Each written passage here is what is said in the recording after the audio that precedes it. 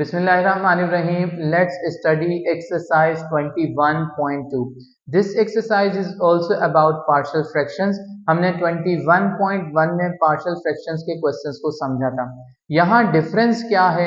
आप question को जब देखेंगे तो आपको denominator में कुछ difference नजर आएगा, यानी whole square दिया जा रहा है. जब कभी भी denominator में आपको whole square दिया जाएगा, तब partial fractions को simplify करने का क्या process होगा, ये हम सीखेंगे इस एक्सरसाइज में. सबसे पहले हम अस्यूम करेंगे इसे किसके बराबर, a1 और a2 आप न्यूमरेटर में लिख लें. Then how to write the denominators. Denominator लिखने के लिए आप देखें डिनोमिनेटर में x प्लस 1 होल स्क्वायर, तो पहले आप इसे 1 पावर के साथ लिखेंगे, फिर आप इसे 2 पावर के साथ लिखेंगे. तो ये एक पैटर्न है, जब कभी भी आपको होल स्क्वायर दिया जा रहा होगा तो आप इस फ्रैक्शन को ब्रेक ऐसे करेंगे. इसी पैटर्न पे तमाम क्वेश्चंस को सॉल्व किया जाएगा. फर्दर स्टेप्स समझते हैं. आप एलसीएम लेंगे. एलसीएम में हम हमेशा ग्रेटर पावर लेते हैं. यहाँ 1 पावर है और यहाँ 2 पावर है, तो आप जानते हैं कि 2 इज ग्रेटर देन 1, तो एलसीएम क्या आएगा, x प्लस 1 होल स्क्वायर. फिर जब हम न्यूमरेटर की तरफ आएंगे तो क्या प्रोसेस है, divide by the denominator and multiply by the numerator. x plus 1 whole square को जब x प्लस 1 से डिवाइड करेंगे तो 1 पावर से 1 पावर कैंसिल, क्या बचा 1 पावर, यानी x प्लस 1 बचेगा, उसे हम a1 से मल्टीप्लाई कर देंगे, फिर प्लस का साइन है लिखा. अब जब हम इस एलसीएम को x प्लस 1 होल स्क्वायर को इस denominator x plus 1 whole square से डिवाइड करेंगे तो ये कंप्लीटली कैंसिल हो जाएगा. कंप्लीटली कैंसिल होने पे क्या बचा 1, तो a2 को हम 1 से मल्टीप्लाई करेंगे तो वो a2 ही रहेगा. अगर आप इक्वेशन के दोनों साइड्स पे देखें तो x plus 1 whole square, x plus 1 whole square मौजूद है. आप इसे डायरेक्ट भी कैंसिल कर सकते हैं, लेकिन अगर आप ये स्टेप लिखना चाहें तो लिख सकते हैं multiplying both sides by x plus 1 whole square. जब इस फ्रैक्शन को x प्लस 1 होल स्क्वायर से मल्टीप्लाई करेंगे तो ये कैंसिल हो जाएगा. जब इस फ्रैक्शन को x प्लस 1 होल स्क्वायर से मल्टीप्लाई करेंगे तो ये भी कैंसिल हो जाएगा. Then what is left, 4x minus 3 is equal to a1 into x plus 1 plus a2. ये हमारे पास एक इक्वेशन आ गई. अब इस इक्वेशन में अगर आप फोकस करें तो ये देखें, ये 4x यानी x वेरिएबल के साथ आपको एक टर्म दी जा रही है. यहाँ हमें एक टर्म दी जा रही है a1x, यानी यहाँ भी x वेरिएबल है. This is a constant number minus 3 and here you have to values या टू वेरिएबल्स कह लें, a1 प्लस a2, जिनकी वैल्यू आपको फाइंड करनी है. तो ये यहाँ कांस्टेंट है, तो इसका मतलब है if you consider this sign of equality, तो ये जो x वेरिएबल है ये टर्म इसके बराबर है और a1 प्लस a2 माइनस 3 के बराबर है. तो हम स्टेटमेंट लिखेंगे by equating the like terms on both sides we get, what do we get, a1x is equal to 4x. यहाँ हमने x इसलिए नहीं लिखा क्योंकि अगर आप देखें मैं लिखूं a1x is equal to 4x, तो दोनों तरफ x से x कैंसिल हो गया. a1 किसके बराबर है, 4. ये स्टेप आपने नहीं लिखना. जब कभी भी आप इक्वेशन को जो है वो कंपेयर करते हैं, दोनों साइड पे उसकी इक्वेटिंग कर रहे होते हैं, तो आप लाइक टर्म्स को विदाउट वेरिएबल इक्वालिटी के साइन के साथ लिख सकते हैं. अब ये हमारे पास a1 की वैल्यू आ गई. a2 की क्या वैल्यू है उसे फाइंड करते हैं. ये देखें a1 प्लस a2 किसके बराबर है, माइनस 3 के बराबर है. यहाँ हमने लिखा a1 की वैल्यू हमने यहाँ से ली 4, ये 4 वैल्यू सब्स्टिट्यूट की. 4 on the other side of the equation is minus 4, minus 3 and minus 4 makes minus 7. ये a2 किसके बराबर आ गया, minus 7 के बराबर आ गया. ये हमने इक्वेशन 1 ली थी. बहुत आसान काम आपने ये करना है कि a1 जो है वो 4 है तो यहाँ 4 लिख लेंगे, ये a2 माइनस 7 है तो यहाँ माइनस 7 लिख लेंगे, और हमने स्टेटमेंट लिख लिया कि substituting the values in equation 1, और इक्वेशन 1 में जब हमने यहाँ a1 की जगह 4 लिखा और a2 की जगह जब हमने माइनस 7 लिखा, तो यही हमारा रिक्वायर्ड आंसर है. अब हम इसी प्रोसेस को जहन में रखेंगे और हम आगे क्वेश्चंस को भी समझते हैं. देखें जैसे क्वेश्चन 2 है, तो अब क्वेश्चन 2 में मैं आपको सिर्फ ये बताऊंगा कि आपने पार्शियल फ्रैक्शन में उसको ब्रेक कैसे करना है. यहाँ देखें तो ये क्या है, एक्स स्क्वायर. एक्स स्क्वायर का मतलब है कि यहाँ पावर दी जा रही है, इसे आप होल पावर भी कह सकते हैं. तो इसका मतलब है कि आप एक दफा बगैर पावर 1 पावर के साथ और एक दफा 2 पावर के साथ लिखेंगे, और फिर एक और आपको x प्लस 3 भी दिया जा रहा है. तो हमने इसे ब्रेक इस तरीके से करना है, जैसे आप पिछले क्वेश्चन से कंपेयर करें, देखें यहाँ क्या था x+1 होल स्क्वायर, तो हमने x+1 और x+1 होल स्क्वायर यानी एक दफा 1 पावर और एक दफा 2 पावर के साथ लिखा। तो यहाँ हमने एक दफा 1 पावर के साथ और एक दफा 2 पावर के साथ लिखा, और फिर क्योंकि एक एडिशनल हमें ये दिया जा रहा है x+3, इस एक्सप्रेशन को भी हमने x+3 लिखा। तो अब इनके न्यूमरेटर्स डिसाइड करें, ये क्या होगा a1 a2 और a3 हो जाएगा। अब उसी प्रोसेस के साथ यानी वही एलसीएम लिया, सिंप्लीफिकेशन का प्रोसेस किया, फिर हमने इक्वेशन को इक्वेट किया जो मैं आपको पहले एक्सप्लेन कर चुका हूं, उसी प्रोसेस से सॉल्व करते हुए ये क्वेश्चन कंप्लीट हो गया है। सॉल्यूशन आपके सामने मौजूद है, इस सॉल्यूशन को आप रिकॉर्ड कर लें और देखिए आखिर में आंसर जो है इस तरीके से लिखा जाएगा।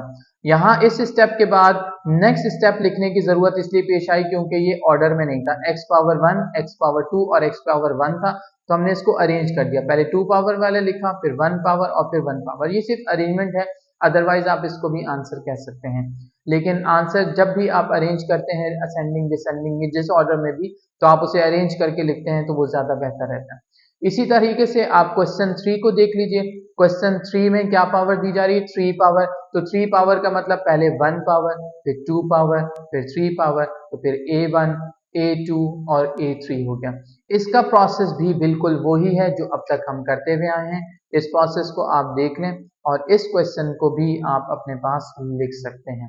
अब हम क्वेश्चन 4 को समझते हैं। क्वेश्चन 4 क्या है, 18 + 21x - x² upon x - 5 into x + 2 whole square. यहाँ होल स्क्वायर है, तो आप सबसे पहले जब इसे पार्शियल फ्रैक्शंस में चेंज करेंगे तो क्या करेंगे, हम यहाँ लिखेंगे डिनोमिनेटर में x - 5, फिर क्या होगा x + 2 पावर 1 पावर के साथ, और फिर x + 2 होल स्क्वायर आ जाएगा। इनके न्यूमरेटर्स में क्या आएगा, a1 a2 a3, हमने इसे क्वेश्चन के बराबर अस्यूम किया, इसे इक्वेशन 1 का नाम देंगे। अब हम यहाँ सिंप्लीफिकेशन का प्रोसेस जैसे अब तक करते हुए आए हैं, यानी x - 5 x + 2 होल स्क्वायर, इन तीनों का एलसीएम लेंगे।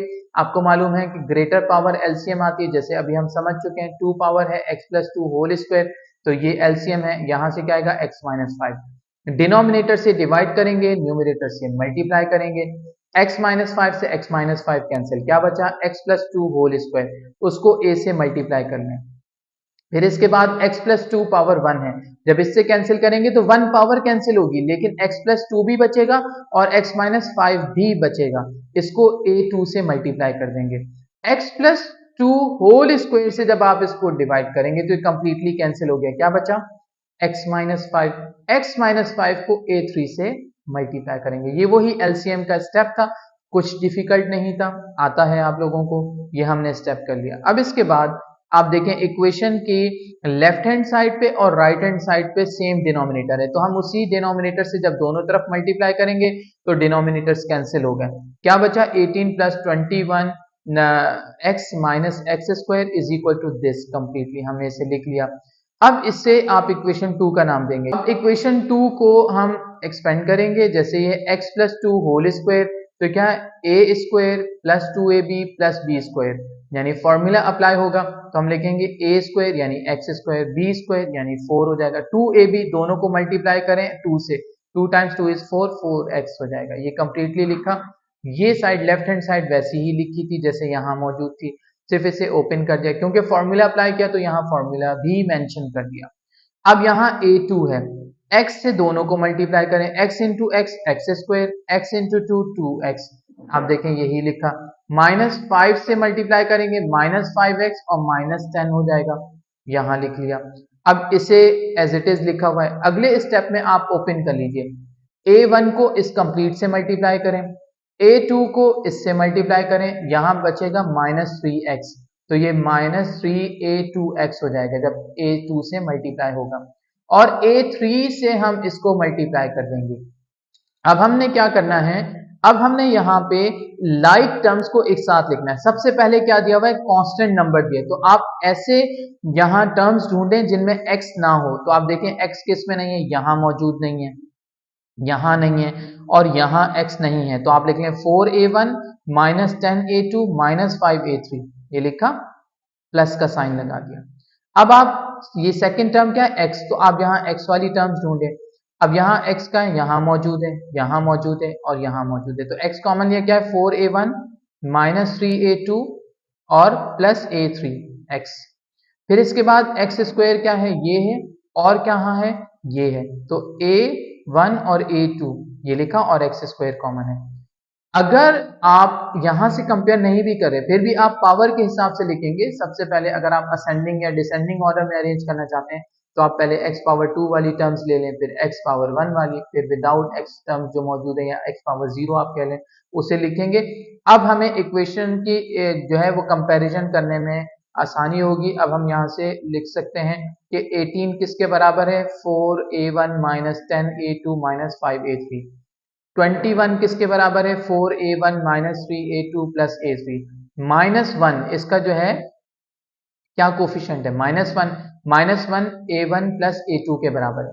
लेकिन अगर आप ये तीन इक्वेशंस बनाएंगे so this is going to be really complicated. So how are you going to tackle with it?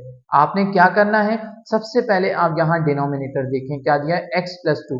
आप अब तक जो टेक्निक अप्लाई करते आए थे आप उसी टेक्निक को यूज कीजिए।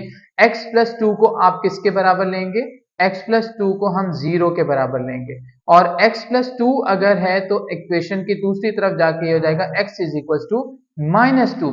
तो -2 को आप इक्वेशन 2 में सब्सटीट्यूट करें तो एटलीस्ट इससे आपको a3 वेरिएबल मिल जाएगा। देखते हैं कैसे। यहाँ x से क्या लिखेंगे, -2, यहाँ x से क्या लिखा, -2 स्क्वायर है, यहाँ x की जगह -2, यहाँ x की जगह -2, यहाँ x की जगह -2 और ये भी x की जगह -2। अब आप इसमें फोकस करें, ये है -2 प्लस 2, ये कैंसिल होगा और ये तो 0 हो जाएगी पूरी टर्म। यहाँ है +2 -2, ये 0 हो जाएगा और ये पूरी टर्म भी खत्म हो जाएगी। बचेगा क्या, सिर्फ ये बचेगा -7a3। तो यहाँ ये देखें ये 0 हो रहा है, ये 0 हो रहा है, -7a3 किसके बराबर है, 18 प्लस माइनस माइनस 42 और इसका स्क्वायर करेंगे तो 4 और ये हो जाएगा -4। अब आप इसे 18 माइनस 42 माइनस 4 क्या होगा, -28 हो जाएगा। ये 0 हो गया, ये 0 हो गया, -7a³ -7 मल्टीप्लाई कर रहा है, सेकेंड साइड पे जाके डिवाइड करेगा, 28 जब 7 से डिवाइड होगा तो 4 आंसर आ जाएगा। अब हम बाकी a3 की वैल्यू आने के बाद हम इक्वेशन को देखेंगे और उससे लाइक टर्म्स से हम इक्वेशंस बनाएंगे। जैसे ये देखें, अब हमें a3 मालूम है, तो अगर a3 मालूम है तो हम देखेंगे कि a1 a2 और 5a3 ये किसके बराबर है, 18 के बराबर है। a1 a2 और a3 किसके बराबर है, 21 के बराबर है। ठीक है, तो हमने यहाँ पहली इक्वेशन ली। पहली इक्वेशन क्या है, 4a1 minus 10a2 minus 5a3 is equal to 18। हमें यहाँ a3 पता है, a3 कितना था, 4, ये देखें यहाँ से लिया तो ये कितना हो गया, 20 इक्वेशन के सेकंड साइड पे जाके प्लस होगा तो कितना हो जाएगा, 38। ये हमने a1 और a2 लिख लिया, ये हमने इक्वेशन 4 बना ली। अब इसके बाद एक और इक्वेशन बन रही थी, वो क्या थी, 4a1 minus 3a2 plus a3 किसके बराबर है, 21 के बराबर है, ये हमने लिख लिया। अब यहाँ a3 हमें पता है कितना है, 4 लिखा, प्लस 4 वहां जाके क्या हो जाएगा, -4, कितना हो गया, 17। अब अगर आप इक्वेशन 4 और 5 को देखें तो हमें a2 और a1 बैकवर्ड दिया जा रहा है। मेरी कोशिश ये है कि इनमें से किसी एक को खत्म कर दूं। क्या खत्म हो सकता है, ये है 4a1, ये है 4a1, तो अगर मैं इसे सब्ट्रैक्ट करूं इसमें से तो ये कैंसिल हो जाएगा, क्या बचेगा, a2 बचेगा, a2 की वैल्यू मिल जाएगी। जब a2 की वैल्यू आ जाएगी, a3 की भी वैल्यू है तो a1 की वैल्यू भी हम फाइंड कर लेंगे। अब हम क्या करेंगे, सब्ट्रैक्टिंग इक्वेशन 5 फ्रॉम इक्वेशन 4, हमने इसको सब्ट्रैक्ट किया। सब्ट्रैक्ट करने पे ये a1 जो है कैंसिल हो गया, ये क्या बचा, ये था -10a2, इसके नीचे हमने 3a2 लिखा, लेकिन जब सब्ट्रैक्ट करते हैं तो साइन चेंज होकर प्लस हो गया, +3 और -10 जो है -7a2 हो गया। अब इसके बाद क्या है, 38 और ये कितना है, 17, प्लस था, सब्ट्रैक्ट करने पे माइनस हुआ, सब्ट्रैक्ट किया तो 21। जब 21 को -7 से डिवाइड करेंगे तो प्लस माइनस माइनस और ये कितना हो गया, 3 बच गया। अब हमें a3 भी पता है, a2 भी पता है, a1 फाइंड करना है, तो आप चाहे इक्वेशन 4 लेना चाहें या इक्वेशन 5 जो भी लेना चाहें। हमने इक्वेशन 4 ली, 4a1 माइनस 10, a2 की वैल्यू हमने क्या पुट की यहाँ पे, -3 पुट कर ली, और इसके बाद ये किसके बराबर है, 38 के बराबर है। ये कितना हो जाएगा, माइनस माइनस प्लस 30, 30 वहां जाके सब्ट्रैक्ट करेगा तो 8 हो जाएगा, 4 डिवाइड करेगा तो a1 जो है वो 2 हो गया। a1 कितना है 2, a2 कितना है -3, a3 कितना है 4। आपने इसे यहां सब्स्टिट्यूट करना है। a1 की वैल्यू क्या आ जाएगी 2, a2 की वैल्यू क्या आ जाएगी -3 और फिर इसके बाद a3 की वैल्यू क्या आ जाएगी 4। जब आप यहाँ वैल्यूज को सब्स्टिट्यूट करेंगे यही हमारा रिक्वायर्ड आंसर होगा। आप देखें मैंने आंसर किस तरीके से लिखा है, ये देख लीजिए, आंसर आपके सामने मौजूद है। क्वेश्चन 4 थोड़ा लेंथी क्वेश्चन था, लेकिन आई होप आपको अच्छा समझ आया होगा। Question 5 is an easy question. यहाँ 3 पावर है तो पहले 1 पावर 2 पावर 3 पावर, फिर 1 2 3 a1 a2 a3 किया और ये वही पूरा प्रोसेस है। इसको आप देख लीजिए और नोट कर लीजिए।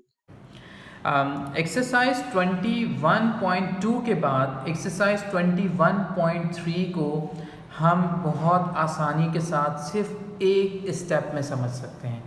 अब आपको कंप्लीट एक्सप्लेनेशन की ज़रूरत नहीं है, बल्कि हम क्या काम करेंगे कि पहला स्टेप जो डिफरेंट है सिर्फ उसको ही डिस्कस कर लेते हैं।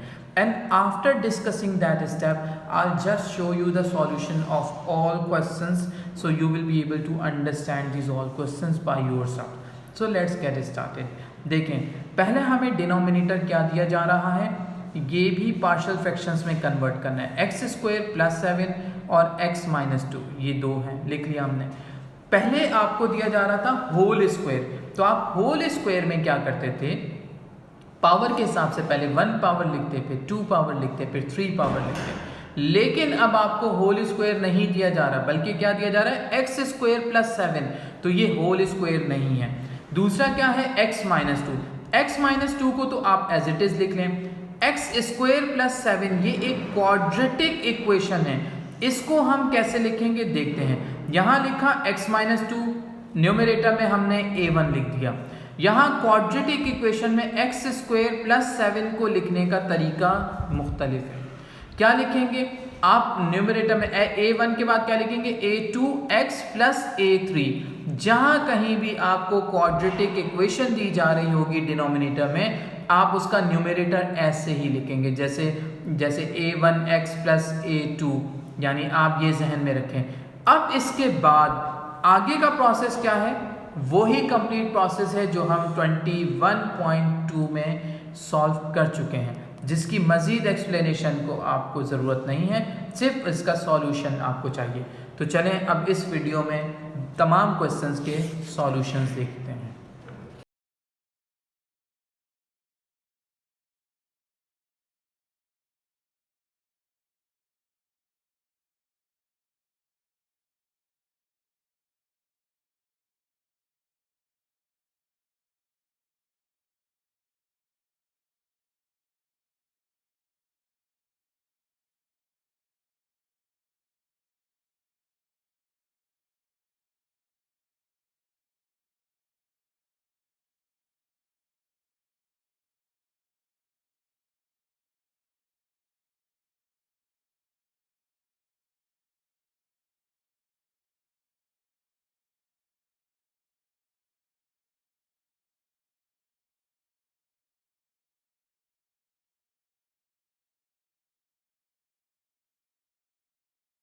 ट्वेंटी 1.3 एक्सरसाइज यहाँ कंप्लीट हो जाती है।